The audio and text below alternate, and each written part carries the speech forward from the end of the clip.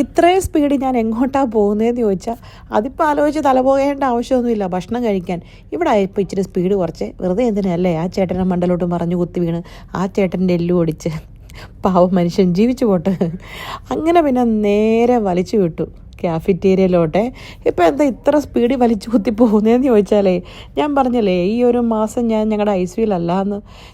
ഇപ്പം ഞാൻ ജോലി ചെയ്യുന്നിടത്തുനിന്ന് ഞങ്ങളുടെ ക്യാഫിറ്റേരിയ വരെ പോകാൻ അങ്ങോട്ട് മാത്രം 10 മിനിറ്റ്, ഇങ്ങോട്ടും 10 മിനിറ്റ്, അങ്ങനെ പോയി കിട്ടി 20 മിനിറ്റ്. കുറേ ദൂരം ഉണ്ടെന്നേ. ഇങ്ങനെ കൊങ്കൺ റെയിൽവേ പോലെ കിടക്കുക ഹോസ്പിറ്റൽ. നമ്മൾ ഇങ്ങേ അറ്റത്താണ്. ക്യാഫിറ്റേരിയ ഏകദേശം നടക്കാൻ വരുന്നെങ്കിലും അത്രയും മിനിറ്റ് നടക്കണം. അപ്പോൾ ആകെ 1 മണിക്കൂറാണേ ബ്രേക്ക്. അപ്പോൾ അതിൻ്റെ ഇടയ്ക്ക് പോയി കഴിച്ച് കുത്തിയിരുന്ന് തിരിച്ച് വരണ്ടേ, അതിന് വേണ്ടിയിട്ടുള്ള നെട്ടോട്ടമാണ്. അങ്ങനെ ഫുഡെല്ലാം എടുത്തു, എൻ്റെ സീറ്റും സ്ഥാനവും ഉറപ്പിച്ചു. പക്ഷേ ഈ കസേരയുടെ വലിപ്പം കണ്ടോ? ഇതിപ്പോൾ ഇങ്ങനെ വീഡിയോ കണ്ടാൽ നിങ്ങൾക്ക് വലിയ വലിപ്പം തോന്നത്തില്ല. പക്ഷേ ഇങ്ങോട്ട് നോക്കൂ, ഇത് യക്ഷിയുടെ കാല് നിലത്തുറയ്ക്കാത്തൊന്നുമല്ല. എൻ്റെ കാലം അത് നിലത്തെത്തത്തില്ല. പിന്നെ എങ്ങനെയോ കുരങ്ങന്മാർ ചാടിക്കയറി. പിന്നെ ഒരു രക്ഷയില്ല. ഞാനൊരിടത്തും മേശ ഒരിടത്തും അങ്ങനെ വന്നു.